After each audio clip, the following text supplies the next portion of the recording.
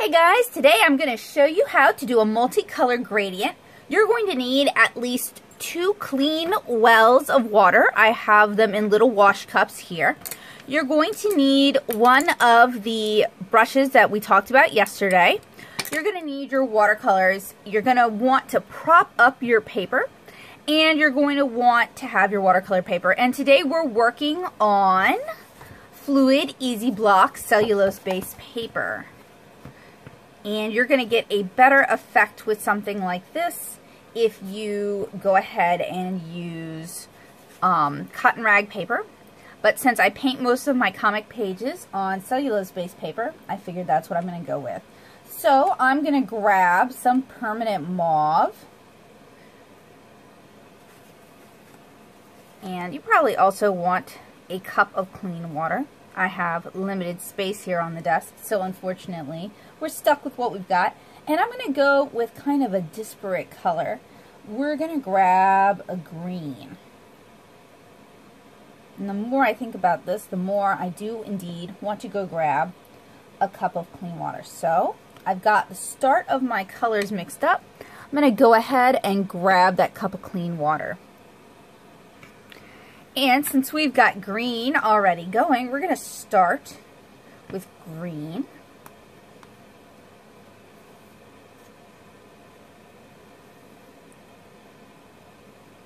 And there's a few ways you can do color gradations. I'm going to go color to color with this, and we're going to start with a light color and work our colors darker as we need them. Alright, so that is our green layer. Now you want to take a paper towel and dab out the excess paint. So we're going to make our brush thirsty, collect any of the beading, and then you can either blend it out with water or go ahead and get started with your other color. We're going to go ahead and get started with our other color, and that way we're going to get a little bit better of a gradation.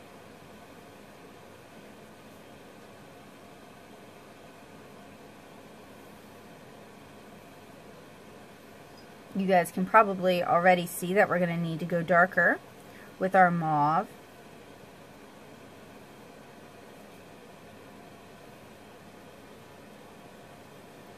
But you can also hopefully see, and I'll move the camera for this.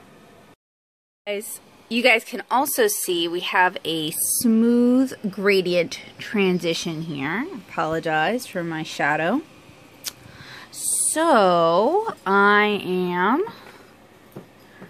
going to clean that little bit left, and I'm going to let this dry, and then we can decide whether or not we want to come back into it and make it darker. And this is what we've gotten after it dried. Again, I apologize for the shadow. My camera is making the transition look a little more stripy than it actually is. It's actually a very smooth transition, and it's also making the colors look a little more saturated than they are. In real life, the transition is very, very faint, so I think I'm going to show you guys how to get a darker transition. We are going to clean off our brush a little bit because it has some green in it, and we're going to go back into that permanent mauve. Mix that a little darker, maybe even darker than that. Clean that.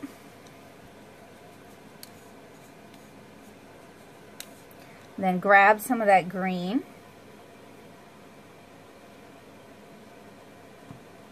And I'm using Winsor green, which is a blue green, so it actually makes for an easier transition since we're working with cool colors. Clean that off also. Alright, so we've got our darker blends.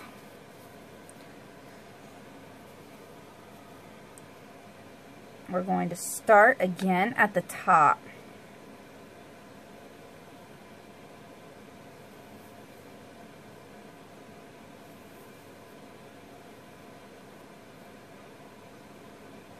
And even though this is on a block, so it shouldn't buckle, it shouldn't stretch. It's a block that's only bound on 2 edges.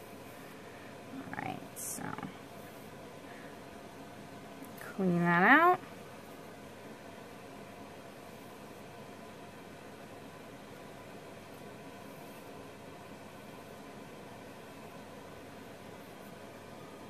And then starting from the bottom and working up.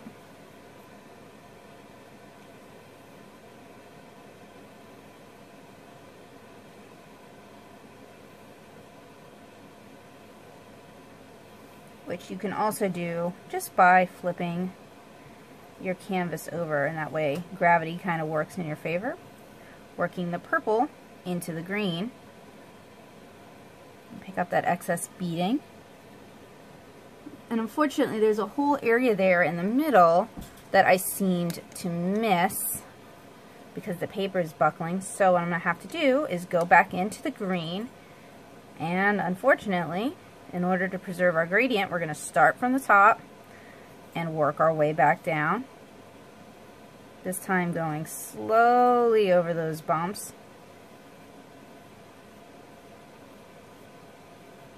That's why paper buckling can be a really big problem. Creates these uneven areas in your watercolor paper. And then I'm going to go ahead, absorb some of the excess off the paper surface, flip it over so that we have the purple end elevated slightly, clean off our brush,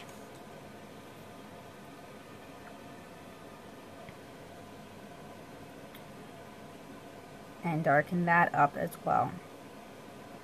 And I think if you really want a starker transition between the 2 colors, we're going to need to go and work directly from permanent mauve to Winsor green. Alright, I want to use a thirsty brush to sort of dab up some of that excess, and then we need to let that dry. And while that's drying, I'll take you guys on a little field trip. Here are some gradiated blends that I am using as toning for 7-inch Cara, since this part of the chapter is happening at sunset. And I have a sunset tutorial coming up for you guys really soon. So if that is why you're watching these, if you're not, that's coming up. Alright, so this has mostly dried. I am going to go ahead and darken it up a little bit. And I'm grabbing some permanent mauve. And I'm just going to mix it here on the desk. You could mix it in its own well.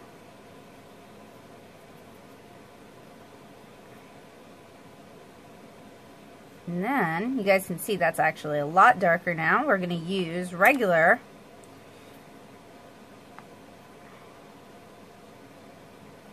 and you guys can maybe see that the bumps where it's not dry and perfectly smooth are causing inconsistencies.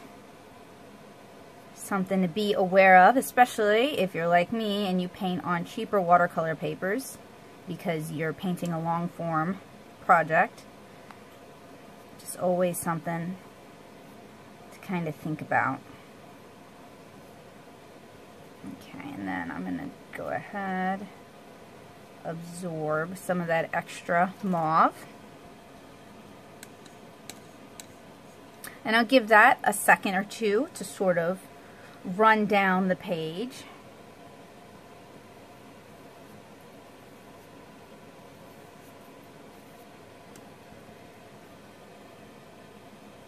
Because the page is kind of cockled already, it's not going to evenly disperse down. You're going to get kind of a mottled effect to it.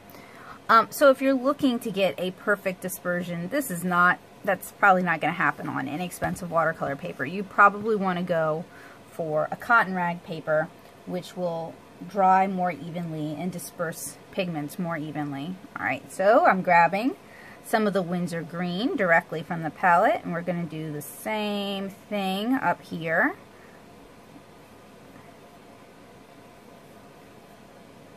And then we're going to go into the mixed color.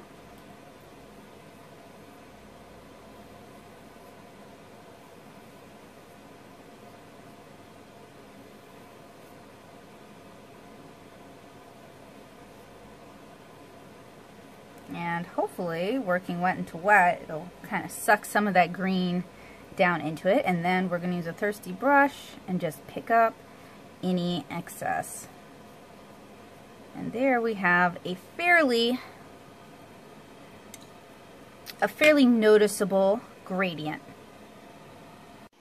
And here's a better view. I will show you guys how it turned out once it's dried. And here we are, mostly dried.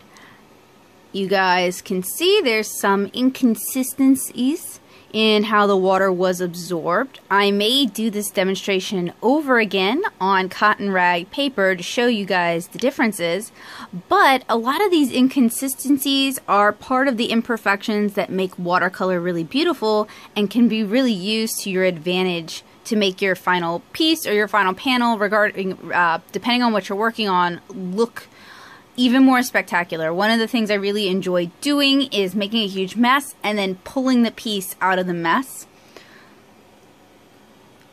But that is one, maybe two methods for how to do a multicolor graduated wash. In my next video, I'm going to show you guys how to paint a sunset.